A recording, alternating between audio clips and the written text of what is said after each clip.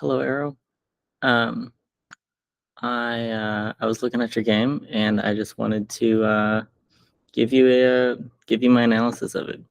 You asked me for help creating a plan, and before we do that, we're going to start with something completely different. And this isn't going to look like it's relevant at first, but it is. I promise you. So what we're going to look at is an opening trap, and as you know, openings are just the start of the game, the first several moves, and opening traps are just kind of, things which can happen in the opening, which are, particularly advantageous for one side. So this opening trap is out of the French. The French is defined by white going this way and black moving his pawn up once. The French is a defense, which means it's like the response by black. If black had gone up a little bit further, it would have been called something else. But this is the French defense is defined by that move here. Typically, white's going to grab the center here, black's going to go here, and then we're going to look at the advanced friends. You don't need to know the names of this. This is not on the quiz. I just want to show you something real quick. So just idea-wise, what black is trying to do is they're trying to attack this pawn right here. And so you're going to see black just kind of ganging up on this pawn. And this is very typical so far. And this is what I wanted to show you. So in this position, it looks like black can go up a pawn here. Basically, takes, and black will be up that exchange. So I'll show you that now. So black's like, oh, I can take this. White takes back. Black takes back. White takes back. And then you'll notice that after the queen takes the knight, up here it says it's +1. So black has won a pawn, and black is winning, except black is not winning. And black is not winning by something called a tactic. And the tactic in chess means something a little bit different than what it means probably in the rest of your life. A tactic in chess is a series of forcing moves, and forcing move is, thank you, Siri. A forcing move is a move that your opponent has to respond to. And so it looks like black's up material, but the tactic here is for white to check the king. And checks are considered forcing because you have to respond to that. You can't just like skip your turn. And so because of this check here, black has to either move their bishop up or move their king out of the way. It doesn't really matter what they do. Let's say black just moves the king, because now this is free. So because black had to respond to what white was doing, they didn't have time to protect their queen. So I'll kind of show you that again. You have this exchange here, takes. It looks like black's up material, but then they have what's called a discovery attack. This was kind of under fire, and then it was discovered when the piece moved out of the way with the check. So that's the kind of a famous trap out of the French. Anyway, and I want you to look at this position real quick. Okay, so now we're going to move on to your game. It was funny that you asked me to like help you with the plan, because I actually thought you kind of crushed this guy the whole game. Not important. You play e4, which is fine. I'm not really going to comment on this part. I will say that this right here is not my favorite move. And it's not my favorite move because your bishops are harder to activate than your knights. So your knight can pretty much like always go here, right? Like your knight never like has trouble moving because it can just like move through the other pieces. Your bishop can't do that so much. So if you ever wanted to move your bishop out here, it becomes much more difficult because you planted this pawn here. But I mean, at least this pawn is protected, I guess. In the future, if you wanted to protect that pawn, I would probably suggest instead going here. This is like a little bit stronger of a protection in terms of just now your pawn can go here, it can go here. It just maybe you want to move the bishop out before you move that pawn up. But this is generally considered like a stronger defense if you wanted to defend that. But you don't have to defend it right now because it's not being attacked. But just keep that in mind. Oh, stop that. You went here. This, I don't know what he's doing. I think he's putting all of his pawns on the light squares. We'll dissect that later. This is fine. Love that move. It's always good to get the knights basically like here and here. Sorry, here and here. It's almost never a bad idea to put your knights there, especially this early in the game. That's fine. I think again, I would have just, how do I say this? A lot of the beginning of the game is about like trying to control the center, and like this, the center is like, you know, these squares right here.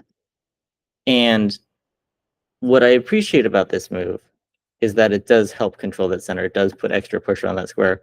What I don't appreciate is that it's like a slight waste of time. It's better to kind of get your knight out here first, because the knights are relatively slow pieces. It takes them a long time to get to the other side of the board. And if you want them in the action, it's better to have them like ready to go. But it does, you know, what you did. Oh my gosh, I hate this interface. What you did isn't like necessarily bad. I just think that there are better moves. I have no idea what that move does whatsoever. I would ignore that if I were you. If you want, you could maybe push this pawn. Sorry, this is a lot easier with the mouse. You maybe can push the pawn, take the center, and then threaten to take that. I don't know. That's what you did. And then he protected. So if you look at the amount of control that you guys have in the center, you are crushing him. Your knight controls this square, it controls this square, it controls even this square, which can be important in different positions. Your pawns control this square and this square. You control this square with your knight and your pawn. This square is fine because it's not like loose right now, like nothing's attacking it. And then you control that square. So you're killing it. The only like really annoying squares that he's controlling right now, I would say, are like this square. Can I get a better color? Like there. The only really annoying square I would say is like that square is a little bit annoying if you wanted to get your bishop out. A lot of the opening is about getting your pieces out to like active squares before your opponent can. And an active square is just like a square in which your piece can do something else. So a great example of this is like this rook over here. It like really can't do anything because it's hidden behind all these other pieces, right? It's trapped, and so the rook is not considered active. It's not doing anything. And so when we talk about getting pieces to active squares, we're talking about getting them to places where they can do things if they wanted to. You know, now this knight can jump into the action. That's a fine move. Then you get this. You lock this up. I like this a lot for you. This is called, there's a phrase for this, is biting on granite. And it's when a bishop is firing directly into like a pawn chain. So like you see, you have all of these pawns. That's like super granite, honestly. And what it means is that this bishop is kind of less active, you could say, because the things that it can do are limited by your pieces. So positionally right now, you're crushing him. And when I say positionally, I just mean like the squares that you're controlling. So you're controlling more squares than he is, and you have what's called more space. Your pieces are more free to move around than his are. And this bishop is the perfect illustration of that. His bishop can't go there. His knight can't go there. His queen can't go there. You're restricting a lot of what your opponent can do in this type of position, which is very annoying for him. You'll notice that his legal moves are pretty like not great. Like he can move his queen out here. He can't even move his queen up too because your pawn's guarding that square. He can move his queen there, and he can move his queen there. His bishop is like not that great. It can move here, here, here. His knight can only move there. Oh my gosh, it wants me to say I'm still here. Yes, I'm still here. His knight can only move there. Like you've really, from like positional standpoint, from the standpoint of like controlling squares, you're crushing this guy right now, and you're just taking up a lot of space from him where his pieces might move. So positionally, you're killing him. You have all of that control. He moves there. Don't even worry about this. This is a terrible move, but it's one of the only legal moves that he has. If I were you in this position, I would go b4 here. And the reason I would go b4, is that your next move? It's not. The reason I would go b4 is because he can't move this pawn and open up his bishop. And so it just like, it locks him in even further to that structure that he's kind of like locked into, really, which is what he gets for putting all of his pawns like that, but whatever. You didn't see that, which is fine because it's a very advanced move. This is nice. This is like your knight is threatening to do things. I don't know if it's threatening to do things yet because you kind of don't have coordination. But like, for example, you know, you might put your queen here, and oh my gosh, where's like a, you might like put your queen here, and then you would have like a really serious threat, you know, because that would be checkmate. But this is good. This is what I was talking about. This is one of those active squares, wherein your knight is like doing things. Yeah, it's preparing to jump into the action. I guess the only thing I don't really like about it is that like right now it can't do anything. Like if you were to just kick your knight, like you would kind of have to go back. But conceptually speaking, your knight is like getting more into the thick of it. And your knight is preparing to have some sort of attack on the king and get into his position, which he actually lets you do, I think. He plays f6 here. And this is exactly what happens here, is like you threatened him, he kicked with the wrong pawn, and as a result, you just got a free piece. Perfect. And this is called a fork. A fork, oh my gosh. So much easier with the mouse. A fork is when you are attacking two pieces at the same time. And those suck. He actually defends super well right here. And you take. I think taking was probably fine.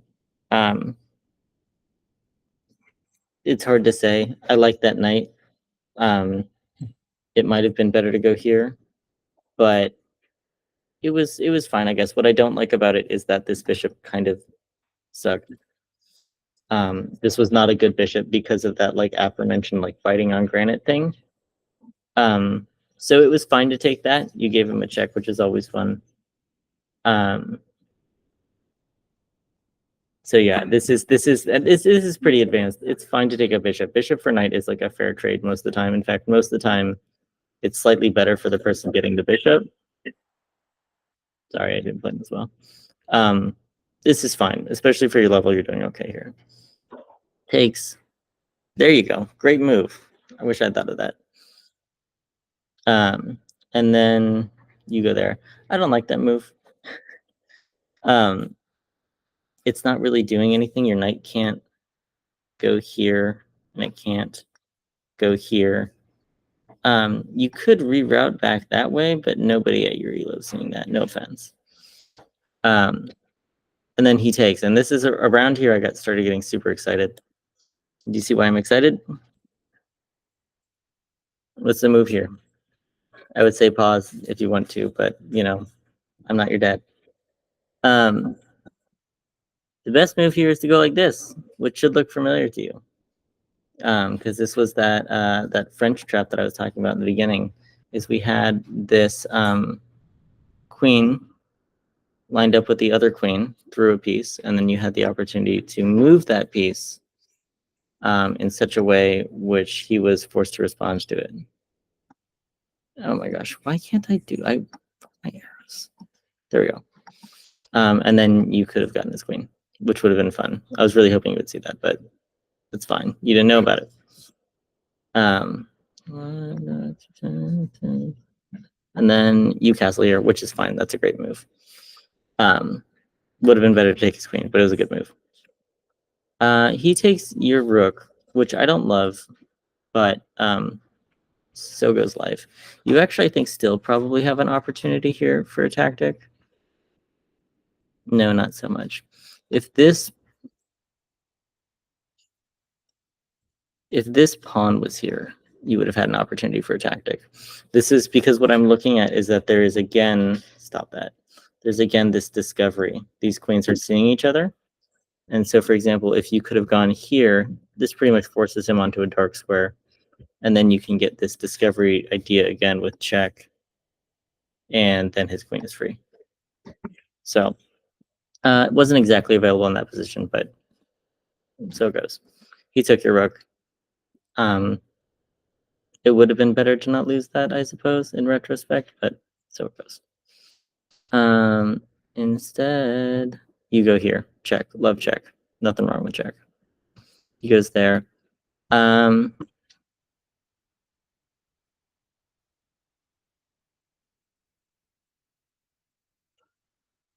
don't immediately see like an obvious move for you. One thing that I will say is there's this idea to put pressure on the pin piece. So like if you put your bishop there, in a slightly different position, like let's say you go here and this queen was like up here, then this becomes like a very strong attack. You'll notice you have a lot of your strong pieces next to his king in this position, which is generally good. That's one of the things you want to look for is how can I get my strong pieces next to his king? I don't quite love it in this position because I think he would probably take your queen and get out of it. Maybe he goes here and then it's protected by the pawn. But what did you do? You went queen g4. I think this is fine. You're activating your queen. Remember we were talking about was getting your pieces into the action. That's kind of the same idea. And oh, did he actually go like that? Oh, he took the pawn. You have a cool tactic here where you can actually win his rook back. You're not going to see this. This is going to be very confusing to you to watch. But because that rook is keeping the knight in place, you can move your queen here. And the knight cannot take. Oh, shoot, the bishop can take. Ignore that. How about never listen to me? If that bishop wasn't there, then you would have this tactic where you could grab the rook. But the bishop is there. So never listen to anything I say ever. Anyway, he goes here. And then you do knight c2. I don't love that move because I liked what you did next better, which was to just attack this knight. Basically, what I'm arguing is instead of defending this knight by putting it under the bishop's protection, you could have made a checkmate threat. Like this threatens checkmate, and it's more important for him to respond to that than it is for him to take the knight. Like let's assume he takes the knight in this position. You don't even take his queen. You just take his knight with checkmate. So I think overall, am I almost done here? Oh gosh.